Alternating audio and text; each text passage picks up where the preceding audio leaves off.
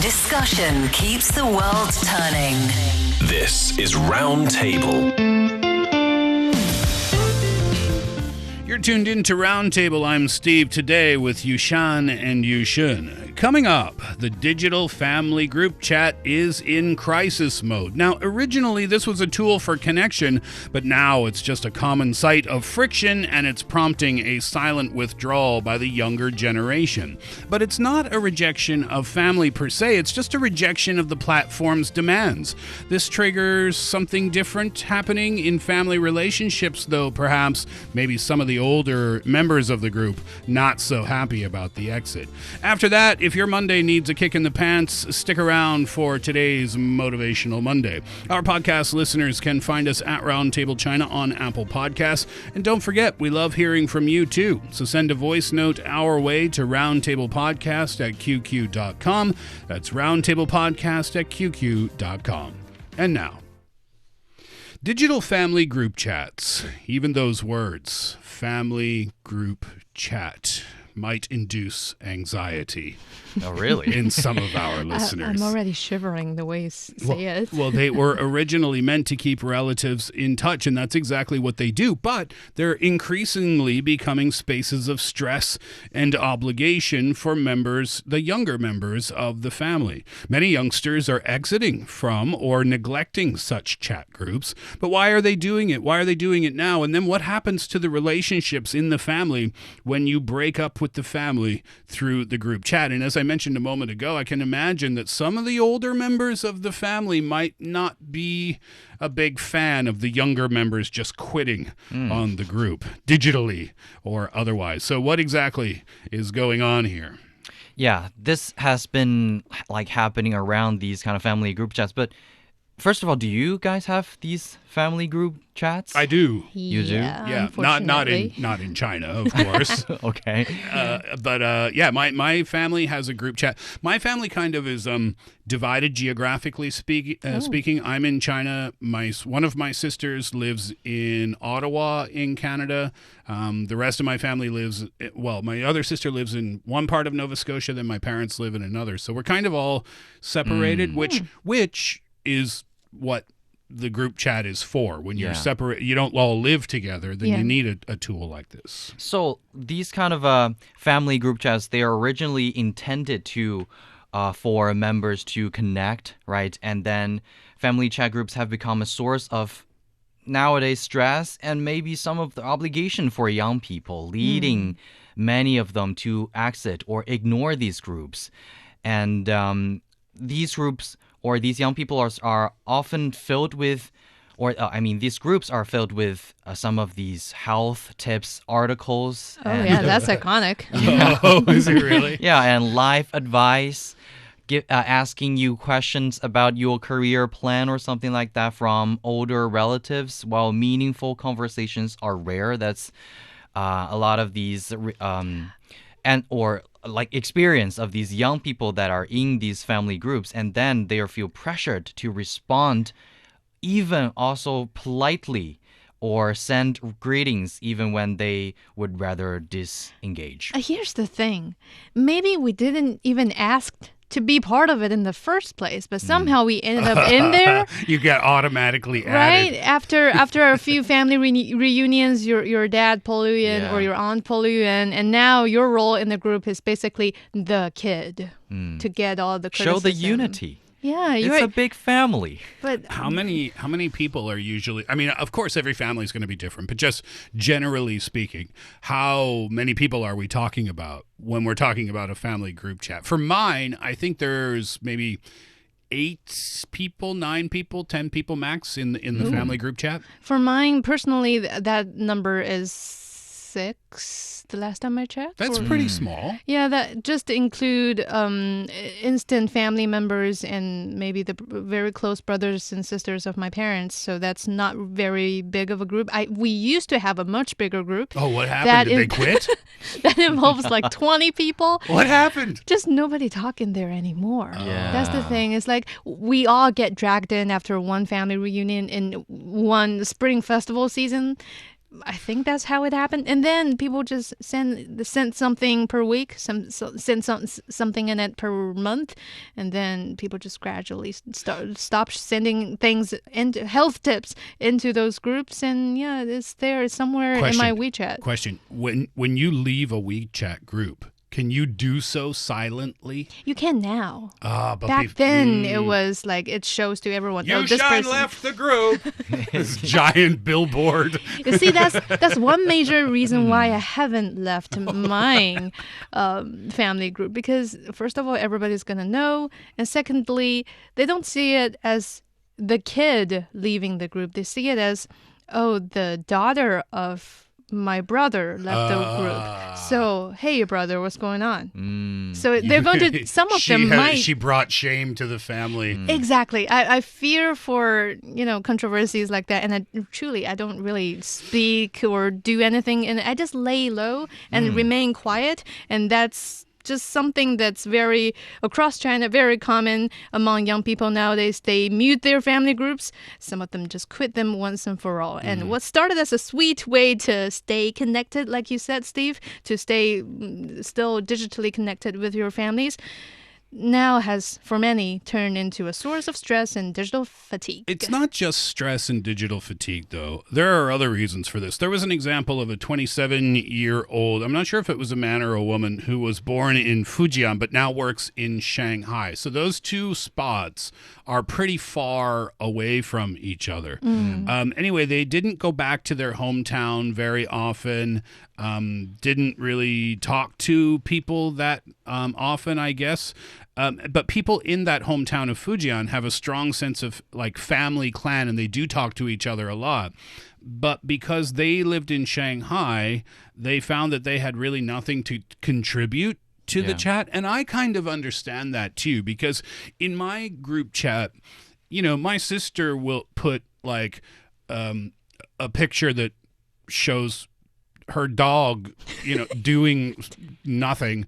And then it's like, oh, the dog's name is Kaylee. Oh, look at Kaylee today. And then the other family members will say like, aw. And then somebody will like heart the picture or something. And I'm like, it's 13 hours later in Beijing. Oh, you know what I mean? Like it's like 6 a.m. when I get that message. So I don't really feel the need to connect.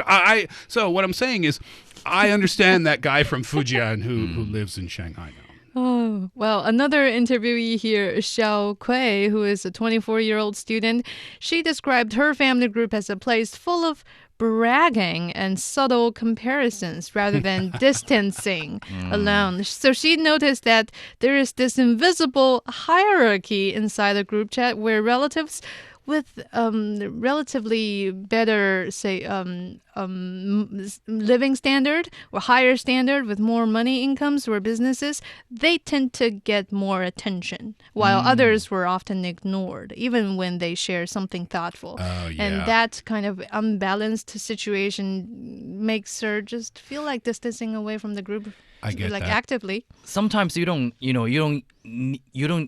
even like do this intentionally. Yeah, you just subconsciously start to send a red envelope, uncle, expecting that rich uncle to just send. You know how it works on WeChat. You can send digital red envelopes, especially during spring festival season. What's the rich uncle doing?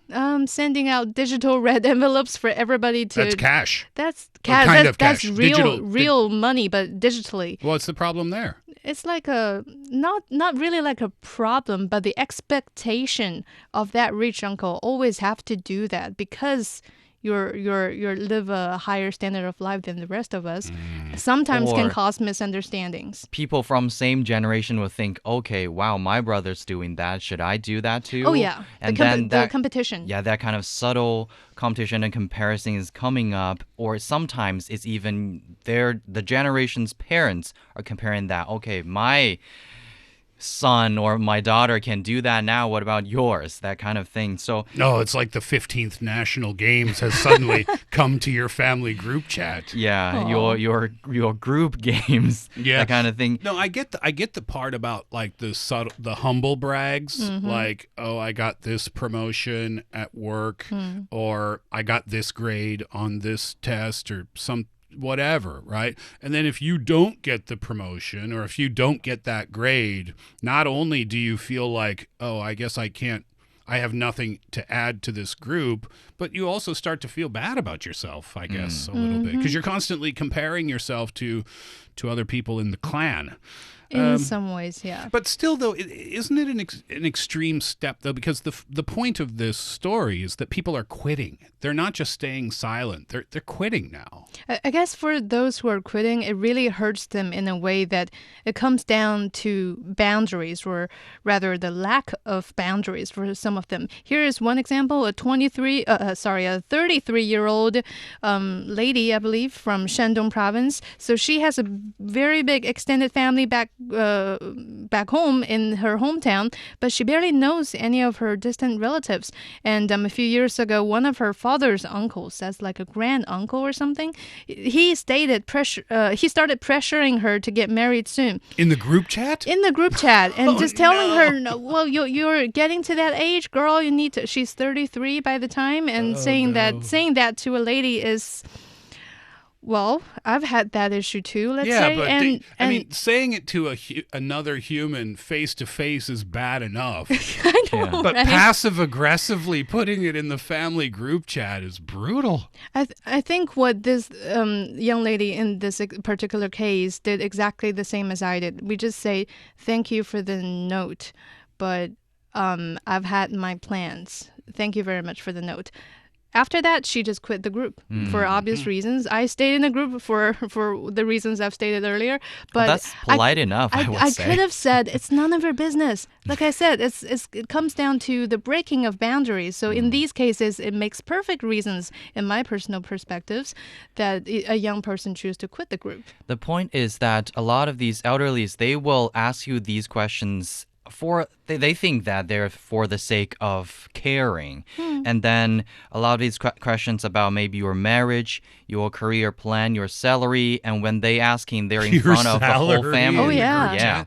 You're the kid, so it's your job to let us know how you are, including how much you earn, right? You can see how stressful it could be. I've been a victim of that for years, guys. I'm starting to understand this a little bit more. So people are feeling like, I just don't want to deal with this at all. But then when you do quit, okay, so let's go back to that point. If you quit and you can't do it silently, but you said now you can, but even if you quit silently, then the family members, they might be able to figure it out, right? Because if they text you or your name comes up and then there's like radio silence there, the older people in the family might see this as being quite disrespectful, could they not? Yeah, many Yes. older relatives take this kind of action as a challenge to traditional family norms. In their belief, it's just it shouldn't be you quitting this conversation first. You're the kid's role, in which case we're doing it all out of our good wills for you. So you should feel blessed instead of rejecting. So quitting is a clear sign of rejection, and leaving is seen not just as stepping away from the chat, but as stepping away from that expected familial duty and participation that they're trying to put on you. So in that scenario, it's totally a disrespectful act from the younger generation. Do you see it that way? Do you see it as disrespectful if people leave the group chat? Oh, no. No? Why? It's their personal choice, and they are old enough to make their own choices. So for me, as someone who has been wishing to quit the family group for a long time, group chat, yes, for a long time, I would totally see it as reasonable. And that's because a lot of these young peoples they are thinking about, okay, maybe, of course, we want that kind of connection within our family, but we are not necessarily all focusing on these group chat. We can have one-on-one chat if we want. We can, if we have like good relationship together, we can have phone calls or video calls from time to time. Actually, my family members, they do video calls from time to time. Well, I think the thing is, and I think this kind of transcends culture. We can find a crossover here between Chinese and Canadian culture and just world culture. There needs to be a little bit of a barrier, right, between the members of the group. Right. And when you have access to, when you're all in a group chat, there's no barrier. It's 24-hour, 7-day-a-week access in the sense that if you get tagged in a message, that could come at any time of day, any day of the week, as opposed to the traditional way of waiting for Spring Festival before you hear the questions about when you're going to get married or something like that. True. And many young people, despite staying muted or quitting the family groups, they still have one-on-one private chats with many of their family members, especially in not so distant family members.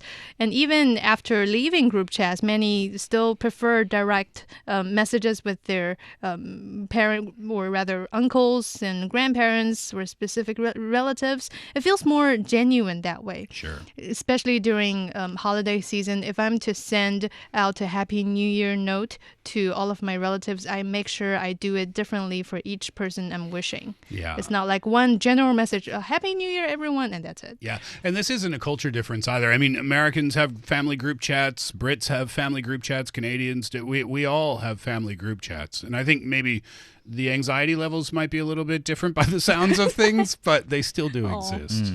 And I would say this is probably, I think this is the convenience brought by internet, but also maybe when we are having too much of this convenience, there's a Chinese word, it's called 物极必反. That means something, when you have something to extreme extent, and then it will go counter your initial initiatives. So when we having like these kind of group chats actually make all of their relatives and family members closer. But when they're too close, then you can push them away. Yeah. I remember I used to have a video chat with my parents once a week. This is years and years ago. They ask you when you're married. No. I never got those questions. Oh, no, lovely. but we would have our video chats or whatever. And then I remember these messenger services started to become really popular, right? But mom and dad weren't aware that the messenger services existed. So I would chat with my sisters from time to time, you know, like, hey, how's it going, stuff like that. But we didn't tell our parents about the messenger services. Then one day on Messenger, I got a message from mom. It said, hi. 2 minutes later, I got a message from my sister. It said, you're welcome. And I was like, oh, mom knows about the Messenger now. And then after that, it was the 24/7 access. But Welcome to the Messenger family group. Yep, exactly. That was years and years ago. Well, I mean, I don't know. If you're in the family group chat and you find it annoying, I say maybe put it on silent mode, put the notifications on silent mode, but don't quit. Family's family, whether you like it or not. Just hang in there, and one day you'll be in the position where you get to ask all the annoying questions. Just wait it out. Play the waiting game. You're listening to Roundtable. Stay with us. Up next is Motivational Monday. Motivational Mondays.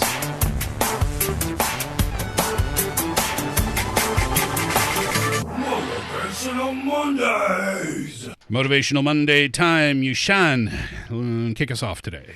Well, one big reason why I mentioned that I tend to message my relatives privately one-on-one is because I just did that last night, and I chatted with my aunt for a long time, a few hours until late night, 11 p.m. I believe, because she's having a very tough time now because her very close companion, in her case, is a 24 or 23-year-old cat, is at that stage of dying, and she is grieving while being forced to accept the fact that it's probably the time to say goodbye. And that's when I read a lot of articles, both in English and in Chinese, to just kind of encourage her in a way that even though it is a hard fact, we can still look at the motivational side of it, which is how it helps us to grow inside, and also how it teaches us to learn to say goodbye to those that's very dear to us. It's strange how quiet in a home,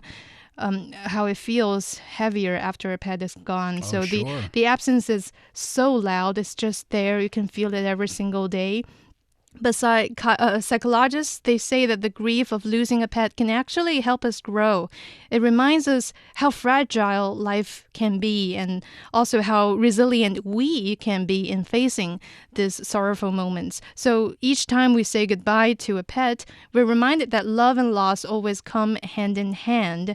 And we learn that grief isn't something to rush through or hide from. It's something that we walk with. We bear the very happy memories that our pets has brought us throughout the years, and slowly, gently, until it softens into gratitude, saying thank you for spending all these years with us. Yeah, well said. They say when you get a pet, you are going to agree to have the best day of your life and the worst day of your life because of the life expectancy. But, the joy that they bring to the family far outweighs the pain of losing them. No, sorry. Did you say that's your aunt? Yep. Sorry, your aunt's going through that now. Yeah, thank you. Yushan, what do you have for us today? Yeah, my Motivational Monday is actually inspired by the national games. So athletes across China are training with one mindset: show up, push forward, and also keep improving. You don't need to be preparing for a major competition to live with that same spirit, because as we have already mentioned, that you don't have to be a professional athlete, you can still take part in the national games.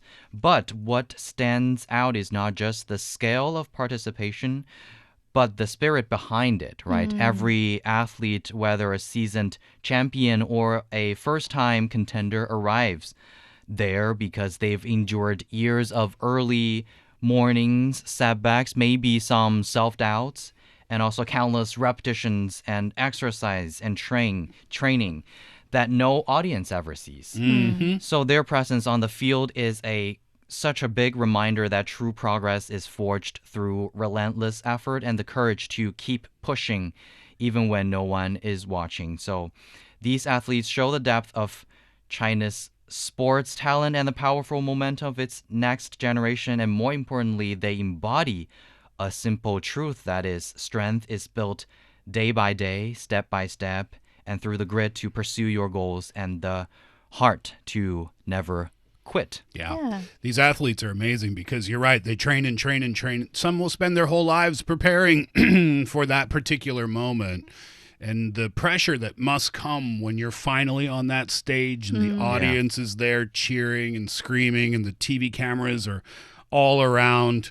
That's a lot of pressure for one moment, right? That you spend a long time preparing for. But it's kind of a cool thing for them to be there at all. And if they win, well, that's the cherry on top. Yeah, that's really cool. So what about you, Steve? For me, also sports related. This is from an Olympic gold medalist from London from 2012. Her name is Jessica Ennis-Hill. And she said, she was a heptathlon champion. She said, the only one who can tell you that you can't win is you. But that's not my favorite part of this quote. The last part is my favorite quote. And you don't have to listen. So the full quote, the only one who can tell you that you can't win is you, but you don't have to listen to yourself. Meaning, when you have self-doubt and you say, I can't win, I can't do this, I can't be successful, turn to yourself and say, yes, you can. You don't have to listen to that opinion in your brain. Yeah, kind of cool, right? Yeah. All right, well, there you go. That'll do it for today's roundtable. Thank you very much for sharing your time with us. For Yushun and Yushan, I'm Steve. Have a good one, and we'll see you next time.